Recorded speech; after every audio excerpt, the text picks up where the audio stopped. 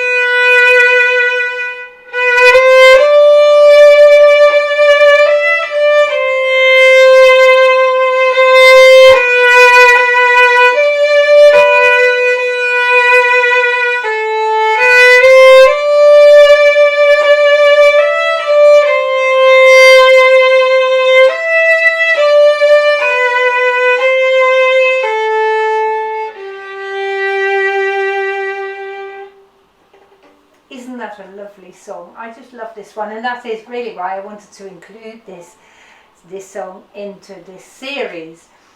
Now, as our second note, we can see we've got a dotted crotchet or a dotted quarter note. And in order to play that rhythmically together with the fourth finger that follows, we're going to have to subdivide this quarter note, this crotchet, dotted crotchet, in three quavers, 3/8 notes.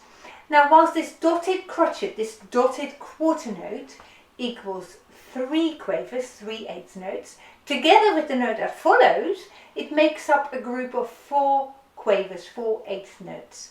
Okay, so the whole slur consists of 4 quavers, 4/8 notes, and you can see that as this bar follows on, you've got another slur of 4 quavers. Together that makes up 4 crotchet beats, 4 quarter notes, which is the same as common time. So I'm counting 3 quaver beats, 3/8 notes during the time of the dotted crotchet, during the time of the dotted quarter note. I'll show you how I do that. I'll count myself in for 3. 1, 2, 3. 1, 2, 3. You hear that? 1, 2, 3, 4. That's the fourth quaver.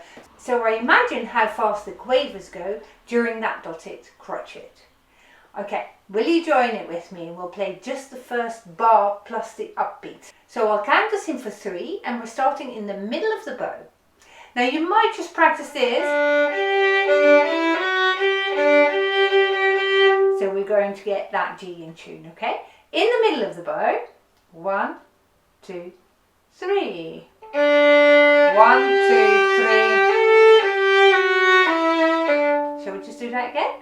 Practice counting to 3 in your head. 2. And 1, 2, 3. You got this. Well done. Do it one more time. 1, 2, 3. 1, 2, 3. Lovely job. Now let's carry on now, because we can practice that same rhythm again in the second line. Okay, so we can have 2 goes at that rhythm, and then we'll stop at the rest sort of near the end of the second line. From the start. 1, 2, 3.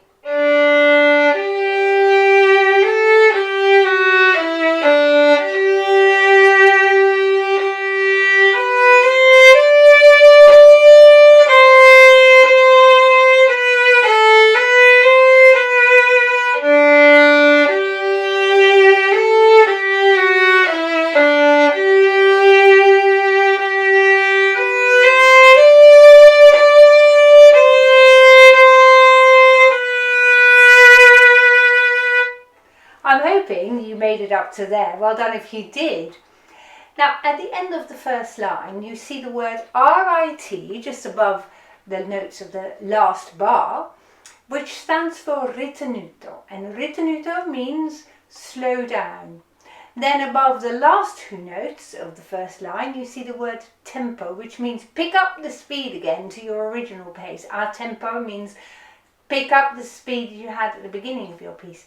Now I don't actually think that sounds very nice here, so let's forget about it, but take a look at the very last 2 bars of this whole piece. There it says poco ritenuto. Poco means a little in music, so go a little bit slower, and there we will observe those performance markings, you see. So go towards the end, go a little bit slower, but ignore any other ritenutos and a tempos that you can see in the music. It comes again halfway as well, so ignore those 2. Now let's carry on from the end of line 2 after that rest. So again we're starting on an up bow here, and I'm going to count us in for 3, and then we're starting on those 2 quavers. 1, 2, 3.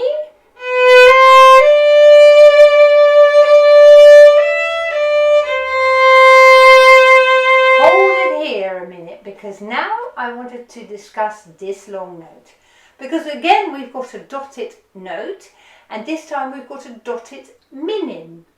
We know a minim or a half note equals 2 counts. A dot means add half as much again, so 2 counts becomes 3 counts here, and you can see we're playing 4 beats in a bar, so the 3 beats is the dotted minim, the dotted half note, and the 4th beat is the crotchet that follows.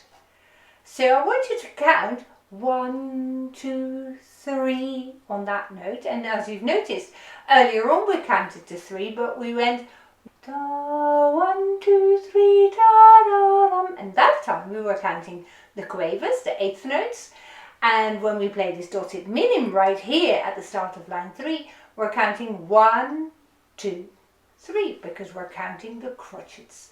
So notes with dots, you always want to make a habit of subdividing into shorter entities so that you count those notes out really precisely.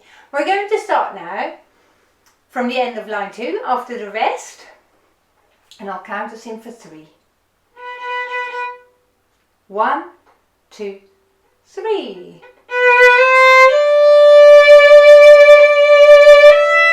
1, 2, 3.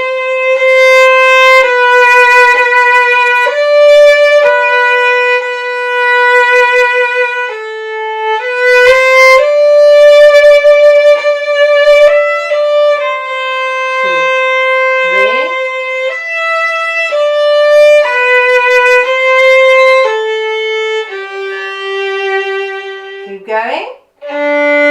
1, 2, 3.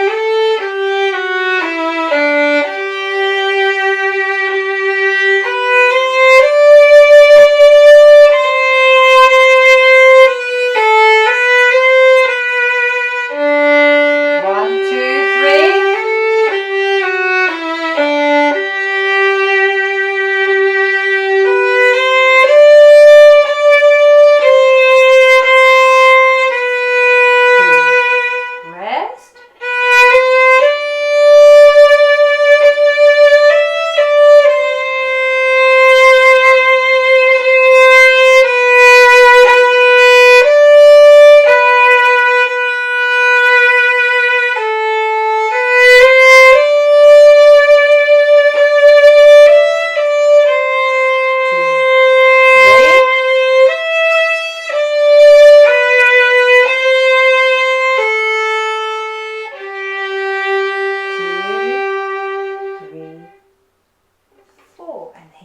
where you slow down. That was awesome playing, really well done. Now let's think a little bit more about the time signature that we have today. The time signature is the C that you see right at the beginning of your music. We've said before, the C stands for common time. But in this piece you can see there is a vertical line right through the C. And that means you split that common time bar in half. Common time was 4 crotchet beats in a bar. So I'm now being encouraged by this time signature to count 2 minims in a bar. So 2 groups of 2 beats each, but we're counting those beats, and that means that you're going to go a little bit faster, because instead of 1 and 2 and 3 and 4 and, we're now going to count 1 dee dee dee dee dee dee da dee. So we're now being encouraged to go a little bit faster and count just 2 beats in a bar, and I'll show you how that goes.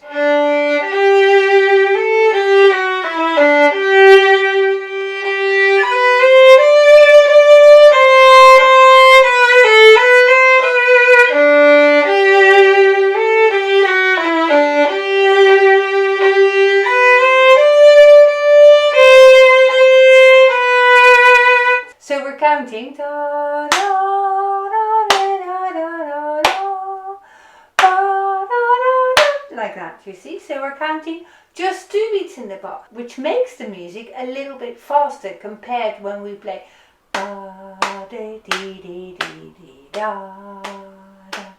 Okay? So in this piece I would encourage you to move along a little bit more swiftly and just let it flow a little bit more. And that is what we're going to try and do on this next playing. So let's get ready. 1 and 2.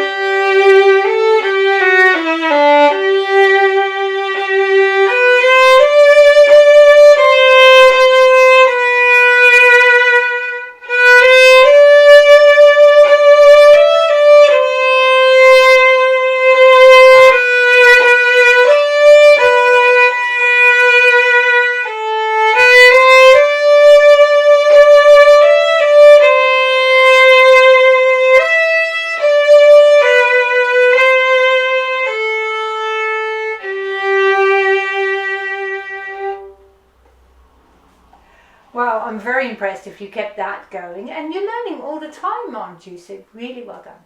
Now for those of you who normally play from a red book and just play this from the copy that I've made, you will have noticed that the rest looks a little bit different. It looks like a backward flipped quaver rest almost, but that is just an old-fashioned way of writing, so don't worry about it. In your next pieces you'll find a more modern equivalent of a crotchet rest or a quarter note rest, but just in case you were wondering.